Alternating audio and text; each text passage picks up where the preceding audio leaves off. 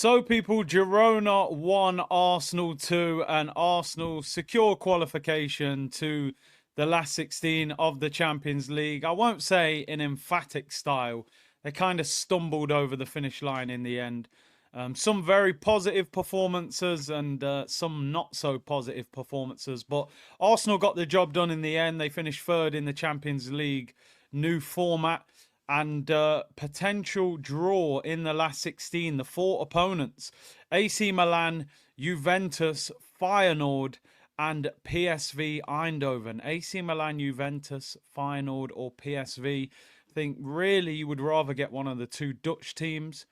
The two Italian teams, although not as strong, have a lot of pedigree. But any of those teams, really, I think in the last 16, Arsenal would have a good opportunity of qualifying, but I think certainly you would rather play one of the two Dutch sides in the last 16. Obviously, a lot of big results tonight. You know, Celtic against Aston Villa with all these links to Ollie Watkins. He scored one, got an assist, and missed his penalty, slipped over as he took it. Obviously, the news broke that John Duran, Aston Villa, have agreed a deal with Al Nassr of 77 million euros. That pretty much ends any possibility of getting Ollie Watkins from Arsenal. So what happens next? You know, they've offered 60 million. They've obviously got 60 million to spend. Who do they go for next if the Watkins deal doesn't happen, which I don't think it will happen? Let's talk about tonight's game. Let's start by talking about the calamity of Neto. We've waited all season to watch Neto play. And he plays and he comes scrambling out of his penalty area when he doesn't need to. And Danjuma whips the ball round him. But what's even funnier is he sticks his arm out to try and save it, even though he's outside the penalty area, which means if he'd have got his hand on it, brother, you're getting sent off. What are you doing? You know what I mean? What's going on here, man? So Neto, man like Norbert Neto, you know. We meant to sign Pedro Neto. We signed Norbert Neto, man. What's going on out here? Calamity. In the end, he was all right after that. But come on, bro. You can't be doing things like that. Let's hope this David Raya knock is nothing serious. We don't want to see Neto starting in goal against Man City on Sunday, that's for sure. In the end, he was quite assured after that. But that was a calamity moment. Mikel Merino. I'm getting the more negative performances out of the way first. Mikel Merino, somebody needs to explain to me what he does on the football pitch apart from roll around looking for a free kick. I thought this guy was a duel monster. I've seen more fight from the Honey Monster. Do you know what I'm saying? What's this guy doing? Why did we sign Mikel Merino? What for? He doesn't score goals. He doesn't win the ball back. He doesn't split the defence open with his creativity. Poor player. Made no improvement to his team at all. I actually think Jorginho's better than him. And he's way past his best. And Raheem Sterling, I mean, for the culture, bro, we tried to defend you. Jamaica tax. We can't defend that no more, bro. He's done. Running into players. Wins the luckiest penalty you've ever seen, then misses the penalty. Summed up his night. When we signed him, I thought, is there anything left? Is he still... Can we get a bit of the Man City Raheem Sterling? Raheem Sterling, he should get a different flight from the Arsenal players. Fly straight to Saudi, pick a club, sign for them, and relax in the limelight. You've had a great career. Respectfully, you are done at the top level, bro. He made it as a pro at 16 in the Prem. He's now nearly 30. He's probably got the physical age of a 35-year-old because he's been playing at the top level for so long. In reality, Neto is not a good signing. Merino is not a good signing. Sterling is not a good signing. The only decent signing was Calafiori, and even him, you're probably going to see a better Calafiori at centre-back than left-back. But boy, Razza, Merino, Neto, damn, fam. Them three really should be at like mid-table or below clubs. Do you know what I mean? There's no way those three should be playing for Arsenal. So, yeah, that summer transfer window is once again coming back to bite us in full effect. Let's talk about the more positive performances of the night. We got to start with Nwaneri. Nwaneri is one of our own.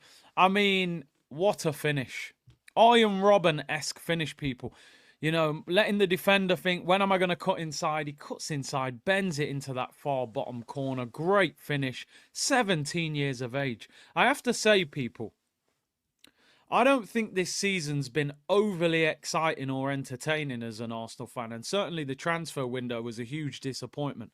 However, Ethan Nwaneri and Miles Lewis-Skelly are two of the shining lights of this season. They're better than the players that we've signed. And I just think they're brilliant. 17 years of age, Ethan Nwaneri, 18 Miles Lewis-Skelly. The composure. He needs to start right wing for Arsenal now. That is the Saka replacement. I suppose the question you're asking yourself as an Arsenal fan is, why didn't he give him that run when Odegaard did his ankle? Why did he not play him? I actually think Nwaneri is better suited to playing right wing for Arsenal than attacking midfield in the central area, because he likes to dribble. He's very quick. I think sometimes the game is too congested in the middle of the pitch. Out on the right, he gets in a lot of 1v1 situations, and he's very dangerous. He's quick, he's sharp, his close ball control is good. He's got a little step over in him. He can cross with both feet. Fantastic goal. Start him against Manchester City. Don't get nervous and go Martinelli and Trossard. Play him right wing against Vardy. I'm confident he will cause problems. That kid is a star. He's not even a kid. He's him and Lewis-Skelly, they deserve to be here. They've earned the right, and they've been quality for us. Nwaneri, it was his night tonight. Jorginho, good penalty. Thought Calafiori was solid.